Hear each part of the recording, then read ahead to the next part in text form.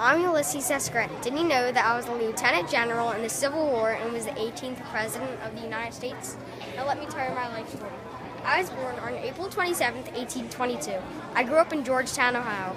When I was 5, I learned how to ride horses standing up, and I was great at taming them. For school, I went to a one-room schoolhouse. Then my father told me I had to go to West Point Military Academy.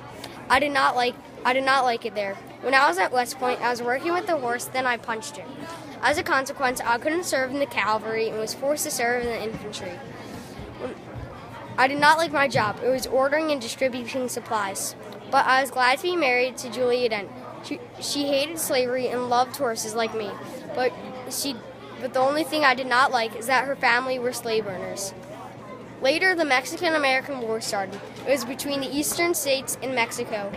We were fighting for who got the western states. We won, so we gained the western states. 14 years later, the Civil War started. I was promoted Major General. Everyone was counting on me. They gave me new initials, U.S., Unconditional Surrender. We won most of the battles, but I did not like the Battle of Shiloh. We lost 1/4 of our men. Later in 1864, President Abraham Lincoln promoted me to Lieutenant General. That means I was in charge of the entire Army. Later in 1865, we won the war for the Union, yet lost 640,000 of our troops who died from starvation, disease, and facing combat. Even though we won the war, there were still a lot of people who were against the law of no slavery, especially John Wilkes Booth.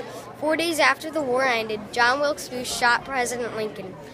The vice president for him was Andrew Johnson. I did not like him because he thought slaves did not have the right to vote.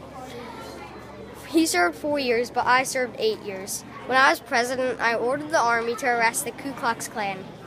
After my years of president, I lived the rest of my life in the Adirondack Mountains. I died at 63 years old from throat cancer. I hope you enjoyed listening to me. Thanks, Mike. Good job, Jack. Ulysses. Here, I'm going to show Granny all this stuff. Okay, very good.